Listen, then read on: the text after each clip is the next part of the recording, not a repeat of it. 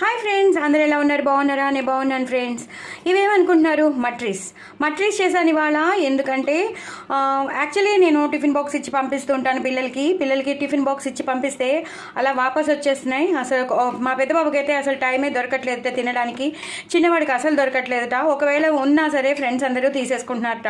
So మాకు ఎందుకు tiffin box ఇచ్చి పంపిస్తావు? అవన్నీ ఓపెన్ చేయాలి, దోశలు అయితే నంచుకుని తినాలి, చపాతీ అయితే కూరలో నంచుకోవాలి, ఇవి ఇలాగా అన్నం అయితే స్పూన్ పెట్టుకుని తినాలి, ఇవన్నీ మా కంప్లైంట్స్ వస్తూ ఉంటాయి. పెద్దవాళ్ళు అయిపోయారు. సో చిన్నప్పుడు కాదు కదా, ఎల్కేజీ పిల్లలు, ఫస్ట్ క్లాస్ పిల్లలు అయితే మనం స్పూన్ ఇచ్చేసినా, మనం వెళ్ళిపోయి నోట్లో పెట్టినా ఏది. పెద్ద పిల్లలు అయ్యాక కొంచెం వాళ్ళంతటి వాళ్ళే తినాలి కదా.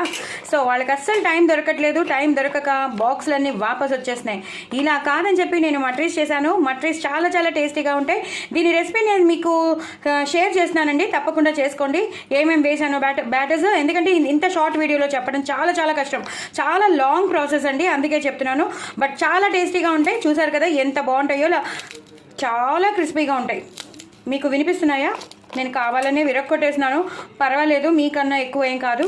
చూసారు కదా ఎంత బాగుంటాయో, చూస్తున్నారు కదా, ఎంతో చాలా చాలా బాగుంటాయి. మట్రీస్ అనేవి చాలా టేస్టీగా ఉంటాయి. సో అందుకని వాళ్ళకి మట్రీస్ చేసి ఇచ్చానమాట. సో దట్ వాళ్ళు బాక్స్లో పట్టుకెళ్ళిపోయారనుకోండి, ఒక 4-5 పట్టుకెళ్ళిపోయారనుకోండి, హ్యాపీగా కడుపు నిండిపోతుంది, ఫిల్లింగ్గా ఉంటుంది. సో అందుకని నేను మట్రీస్ చేశాను. దీని ప్రొసీజర్ నేను పంపిస్తాను కాబట్టి తప్పకుండా చూడండి, చేసుకోండి. పిల్లలకి స్నాక్ బాక్స్ కింద స్నాక్స్లో పెట్టడానికి చాలా బాగుంటుంది. మా పిల్లలు అయితే మామూలుగా తీసుకెళ్తున్నారు. మీ పిల్లలకైతే మాత్రం చక్కగా స్నాక్స్గా తీసుకెళ్లారనుకోండి, చాలా చాలా టేస్టీగా ఉంటాయి. చూడండి, అసలు చూస్తుంటేనే ఎంత బాగుందో. దీని రెసిపీ నేను మీకు పంపిస్తున్నాను కాబట్టి ఆ ఫోక్తో ఎలా గుచ్చాలో, ఎప్పుడు ఏం చేయాలో అన్నీ నేను మీకు చూపించాను.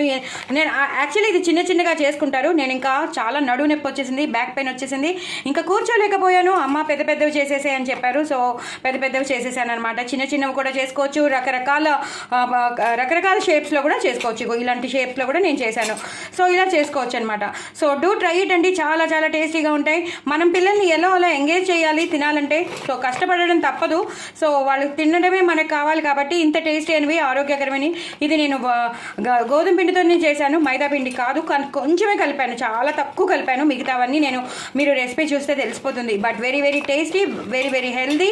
వాము అన్నీ వేసి, నువ్వులన్నీ వేసి చేశాను. చాలా చాలా బాగుంటుంది. పిల్లలు టేస్ట్ చేశారు, చాలా బాగున్నాయి అన్నారు. మాకు ఇంకా తీసుకెళ్తాం అంటున్నారు. అండ్ ఏముంది, జస్ట్ ఇలా కొరుక్కుని తినేయడమే కదండి, అందుకని అనమాట. సో అలా చెప్పారనమాట.